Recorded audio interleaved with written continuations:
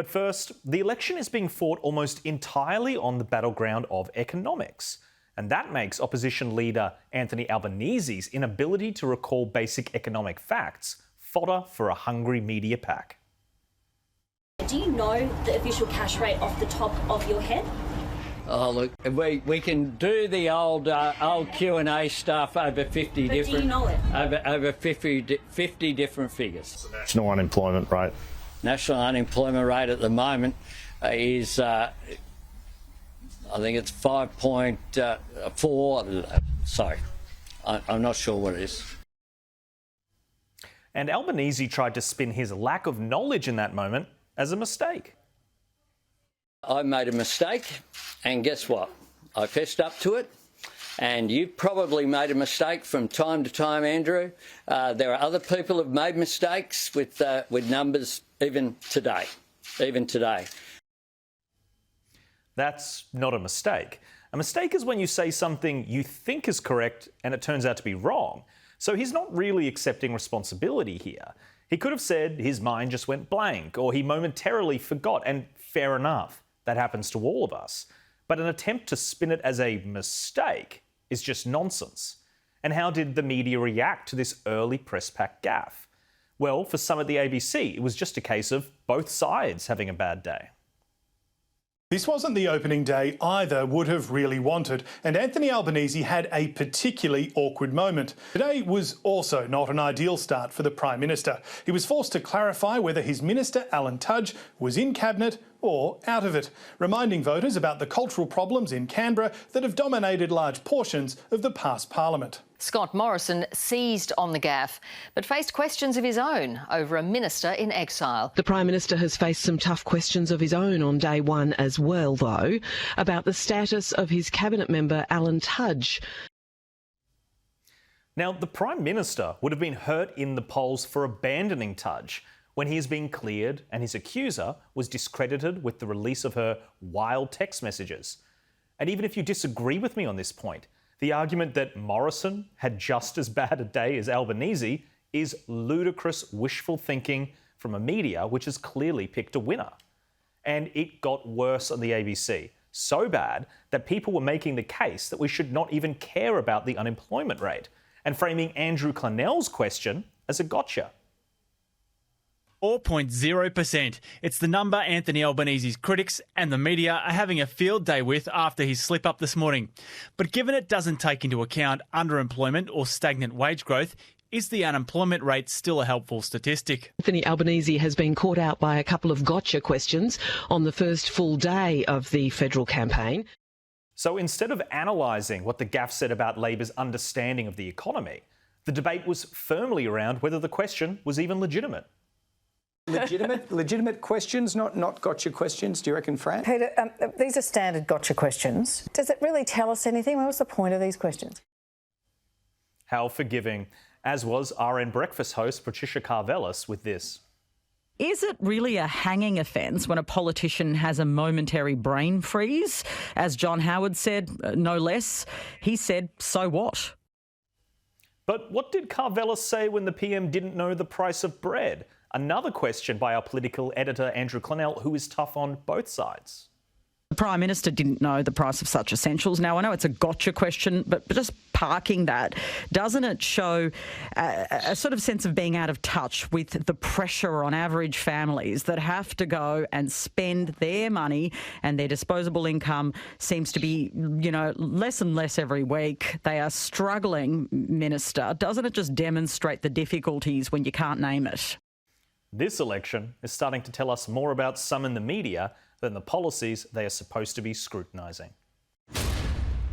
Joining me now to break down the big stories of the week, Director of Communications at the Institute of Public Affairs, Evan Mulholland, and the founder of Adoni Media, Lisa Goddard. Well, Lisa, why don't we just start with you? What did you make of the way that the media covered this horrendous economics gaffe by Anthony Albanese?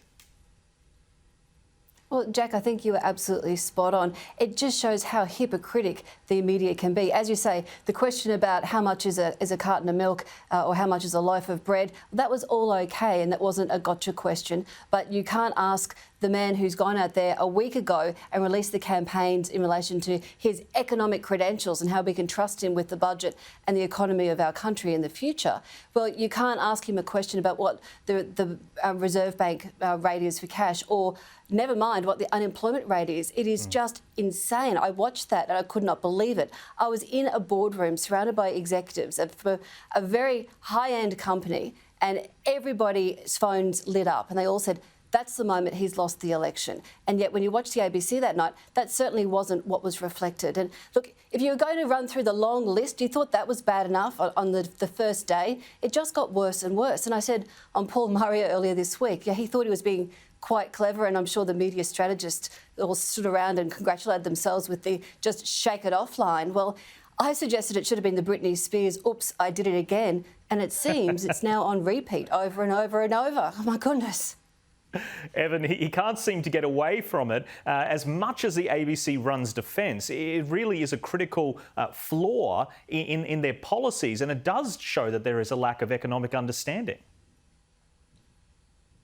There is, and Anthony Albanese's media team are having as much harder time cleaning up as Joe Biden's media team have been. And I think it goes to what Phil Curry wrote a couple of months ago after the Kimberley Kitching Mean Girls saga, is that Anthony Albanese doesn't seem to be match fit. I don't believe he's ready for finals footy, if you can put it in that term. And to not know the unemployment rate is a big deal, especially since in July last year, Anthony Albanese was pointing out that one of his main economic ambitions was for this idea of full employment. So when you make your main economic ambition full employment, you're going to want to know what the unemployment rate is. And I think these stumbles show a weakness in the opposition leader. And for the ABC, of all places, to suggest this is not wasn't the day one the Morrison camp wanted is completely laughable. They cannot believe their own luck, or I reckon they can't believe their own luck. So, and we see things from the ABC, like an analysis piece saying the unemployment rate doesn't really matter. Let's push it to one side. When we saw Morrison slip up from the same questions from Andrew Clennell, they were all over it. They were covering it on every show. I believe on the day, the Drum didn't even cover that gaffe from Anthony Albanese. So we really see the media defenders of Anthony Albanese and the Labor Party come to the fore on issues like this. And Lisa, Evan raises a really good point on match fitness. And I do suspect a lot of the issues we're seeing is Anthony Albanese hasn't faced the tough questions that Scott Morrison has been grilled for years. The Labor Party feeding into that very vicious press pack. It's almost left him unprepared for the same kind of hostilities. Which is quite surprising. Given how long he has been in Canberra, he should be able to face a press pack and handle those questions. And look, I noted the other day, after you cannot tell us what the unemployment rate is, which was just unforgivable, I think, from someone who wants to lead this country. You then had him the next day. Did you notice the folder he was carrying, the ring folder he had, which he used pretty much as a shield when he wanted to call that press conference off after just 8 or 9 minutes? And despite his, again, called out, I will answer all the questions, I will stand here, I won't be a Scott Morrison. Well, hello, he called that press conference and cut it short. And that folder, which goodness knows how many statistics and figures were in that to try to get him through the next hard question he didn't know the answer to, it suddenly became the shield. Like, he is not prepared. The fact that he stood there and wouldn't answer a question at that press conference where a Joe citizen came by, says he heard it on the radio that he was holding a press conference, he wanted to come and ask a question, he wasn't even allowed to. The answer was, well, look, the Media Alliance wouldn't like that. This is for journalists only. Well, I'm sorry, if you're out there and you're campaigning to become the Prime Minister of this country and someone wants to ask you a question, I don't think there's anything wrong with answering that. You saw Scott Morrison. He came under attack. He stood there calmly. He took it. His people dealt with it on the side. There was the Labor plant there, a few press conferences on or appearances on where, he was very clearly out there to make the gotcha moment, and the media were all over that. But Albanese can't seem to stand the heat in the kitchen. Well said, Lisa, and it's such a great point you make. We'll have to unpack it later in the show as well. His fight with the media, it does seem to be intensifying.